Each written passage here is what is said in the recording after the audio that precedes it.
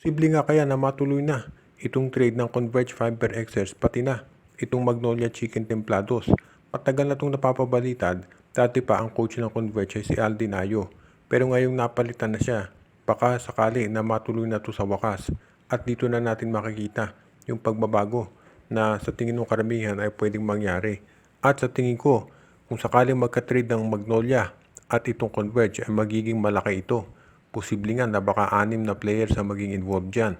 Makukuha ng Magnolia itong si Alex Stockton, si Shawnee Winston at si Jeyo Ambohot mula dito sa Converge Fiber Xers.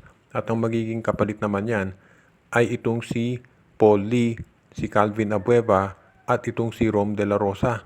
So 6 na players ang magpapalitan dito at syempre ang magiging sabihin nating highlight dyan ay itong si Paul Lee at si Calvin Abueva. Kung sakaling mapalitan dito si Paul Lee, alam natin ang magiging bagong guard ng Magnolia ay itong si Jerome Lastimosa at itong si Alex Stockton. Plus si Shawnee Winston, pwede rin yan na maging point guard. Itong si Jeyo Ambohot naman, stretch 4 yan na 6'7". Yan ang perfect na backup para dito kay Xavier Lucero.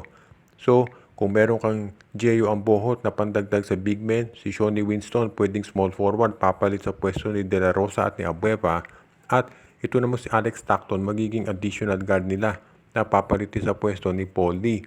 Kaya sa tingin ko maganda ito para dito kay Coach Chito Victorero. Lalong lalalim at babata pa ang line-up nitong Magnolia. Sa panig naman ng Converge, makukuha na nila si Calvin Abueva sa wakas. At itong si Rom De La Rosa ay isang veterano na magdadagdag ng experience sa kanilang lineup, pati na itong si Paul Lee. Dahil ang gusto ng Converge ngayon, magkaroon sila ng magkahalo ng mga veterano at mga rookies. At magiging maganda dyan syempre ang mga nasabing players na makukuha nila sa Magnolia.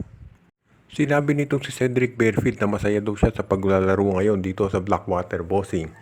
At kumpiyansa siya na magiging maganda raw yung pagstay niya dito sa PBA. Pero marami pa rin ang naniniwala na eventually susubukan ng San Miguel Beer na makuha itong si Barefield. Dahil hindi pa rin tumitigil yung espekulasyon na baka ang San Miguel Beer ay na-outbid ang MVP group sa pagkuha kay Barefield. At ang mangyayari after 1 season, lilipat itong si Cedric Barefield dito sa San Miguel Beer.